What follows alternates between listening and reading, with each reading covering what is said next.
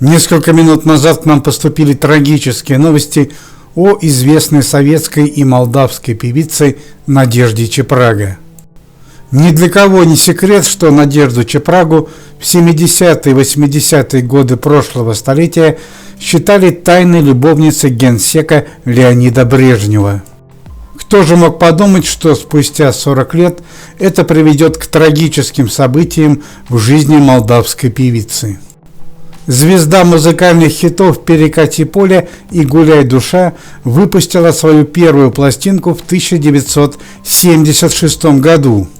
И певица сразу же полюбилась не только простому народу, но и советскому руководству. В 1979 году состоялась первая встреча генсека Брежнева и Надежды Чепраги.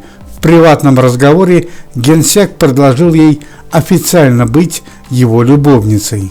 Неизвестно, чем закончилась эта беседа, но после этого концерты Чепраги были буквально во всех городах Советского Союза.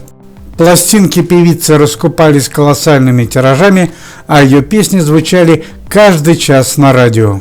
Доподлинно известно, что Чепрагу пригласили быть переводчицей во время важных переговоров между Брежневым и Рональдом Рейганом. Это был период прохладных отношений между Советским Союзом и США, и на переговорах была необходима красивая девушка, владеющая английским языком.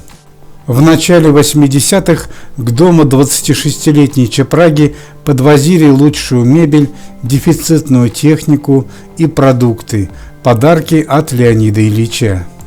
Есть информация, что Леонид Ильич купил шикарный особняк в Греции и предложил Чепраге постоянное место жительства на Лазурном берегу. Так это или иначе, но после смерти генсека в 1982 году слава и популярность Надежды Чепраги пошла на спад.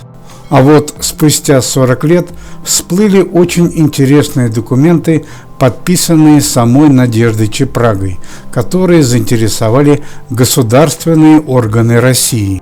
Сейчас американские и российские спецслужбы обвиняют Чепрагу в преднамеренной подмене важных правительственных документов. Певицей всерьез заинтересовалась разведка Соединенных Штатов Америки и России.